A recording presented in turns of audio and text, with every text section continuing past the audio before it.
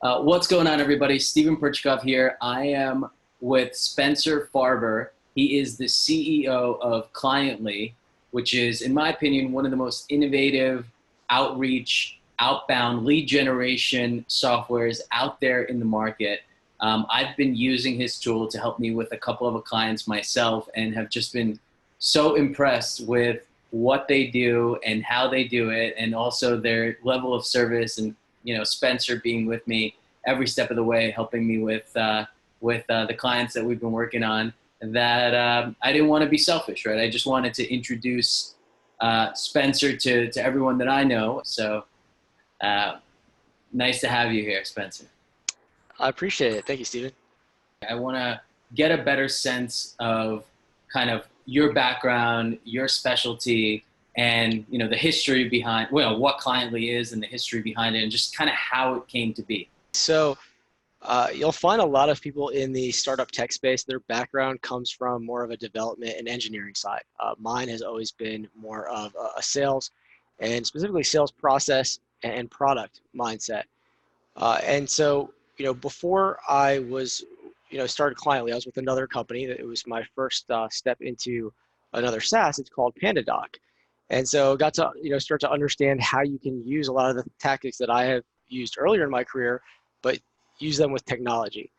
And so when that company was started maybe about a year or so before I came on, and still very, very small at that point. And I was really looking to be able to not only scale the company, but scale myself, because we had so few resources at the beginning. And also at the same time, I wanted to make sure that we were finding the best way to engage. And engagement really can, mean a lot of different things. But the way that I've always classified engagement is getting a desired call to action or response, usually from your potential client, someone that already exists as a client, a lead, prospect, etc. And even going back just maybe 5-6 years ago, there was already an influx of just standard emails being sent. And so if you read Predictable Revenue, the book of all SaaS books from 15 or 20 years ago, it still is true, but the philosophies of how you do that have changed, because you can no longer just rely on email. There's too much of it. And so really, as my early days at PandaDoc, I was looking for other ways to engage. Of course, there's social, there's LinkedIn, Facebook, etc. But also there's still the physical, sending direct mail, sending postcards, handwritten notes. And then there's also, sending physical items outside of just notes, like gifts. And I know, you'll always read stories of that, of someone sending an interesting gift and getting a meeting.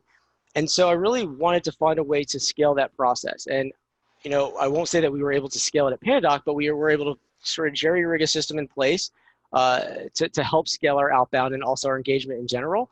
But that's where I thought, hey, there might be a way to create some efficiencies, specifically for small businesses, to get noticed. Essentially, Cliently is a platform that allows you to engage using multiple methods. So instead of just email, mixing email with video messaging, which is also something we'll talk about more later, I'm sure, direct mail, gift cards, and putting all of those pieces together. And what we found is by doing that, not only does it become scalable, but you can get an engagement rate as much as 50% or higher. I have a similar background as you. I've always worked at startups prior to starting my own business.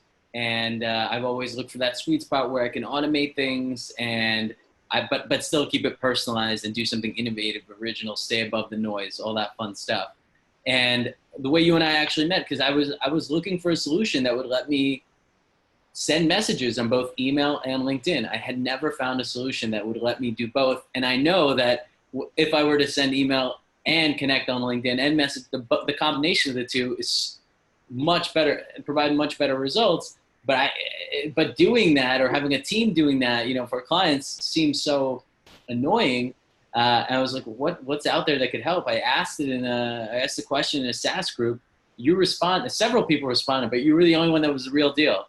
Everybody, 5 people, I spoke to 5 people from that response. None of them could do what your tool can do. I'm curious to get your take on what are some of the most creative ways that your tool has been used, or maybe things that you feel comfortable sharing, right? Maybe you have some secret sauce or something that you don't feel don't want to fully share, but like, what are some best practices or maybe a story you can highlight around something that just blew a prospect away that, they could really only use a tool like yours?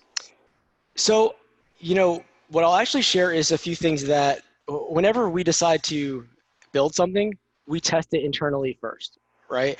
And I don't even mean testing the tech. I mean testing, does this method work? Because then once you find out the method works in a manual way, then it makes sense to find a way to make it scalable. So I'll actually talk about, we almost looked at what we have today as the foundation of what you should be able to send out. But what we're working on now is finding other interesting ways to engage. We already have video messaging, which actually, let me talk about video messaging very briefly, and then I'll talk about what we're doing there that's interesting. But video messaging is great for a couple of reasons. So Yeah. video messaging, I almost think of as conversational messaging, not a video of here's what our product does or here's something about our brand. Those are important, but those are really more for branding and awareness, and there's really different scenarios of how you would use those. For conversational video messaging, it's more to have that person feel like you're speaking to them, having a conversation with them. And so it adds a layer of credibility right off the bat because they can see you, they can hear you, you're a real person. When there's so many emails, people are already on edge about who's sending them something.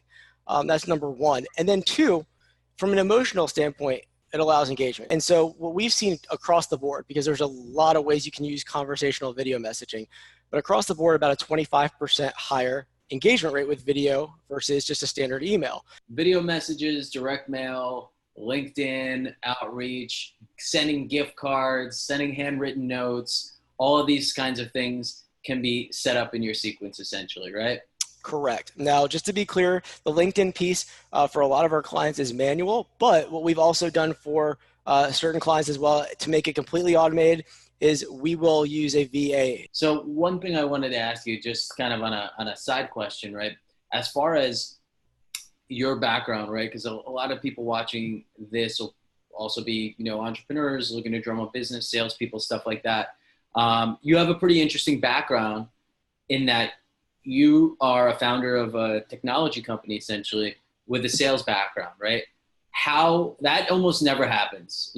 From my experience, the only time that ever happens is when the CEO has a close relationship with the technical founder already, or it's some sort of an enterprise business and they sell to the enterprise and the CEO or, something like that has a lot of enterprise relationships that he can just make waves, right? And that's hugely valuable.